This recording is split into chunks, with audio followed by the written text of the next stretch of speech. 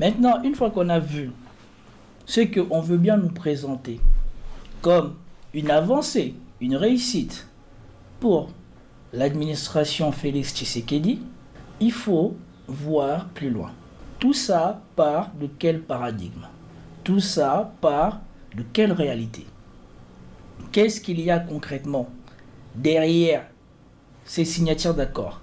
Parce que ici, je ne veux pas revenir sur ce qui a été dit pendant la signature de l'accord, mais ce qui a été dit pendant la signature de l'accord de la part du ministre des Affaires étrangères rwandais, c'est que cet accord va construire à une chaîne de valeur qui va profiter au Congo et à la RDC. Il ne faut pas oublier le contexte dans lequel il y aurait réaction à cette escarmouche. Donc il faut d'abord commencer par avoir les deux chambres. On fait la guerre selon la Constitution. On la déclare que lorsqu'on a réuni les deux chambres et reçu le mandat de ces deux chambres. Et puis, le contexte dans lequel nous sommes aujourd'hui, je peux vous le dire, je suis un observateur privilégié de ce qui se passe, ne me permet pas de mettre en pratique ce que j'avais dit. Voilà.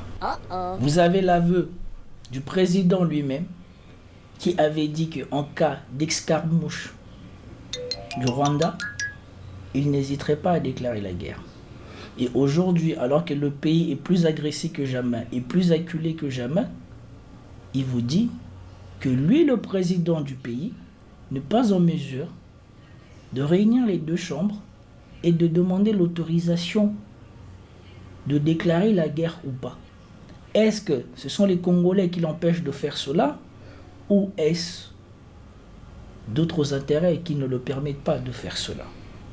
Parce que ce qui se passe ici, concrètement, dans ce que nous voyons que plutôt que de faire le choix de constituer une armée digne de ce nom et de lutter pour reprendre d'abord notre souveraineté militaire, territoriale, avant de vouloir négocier quoi que ce soit, c'est que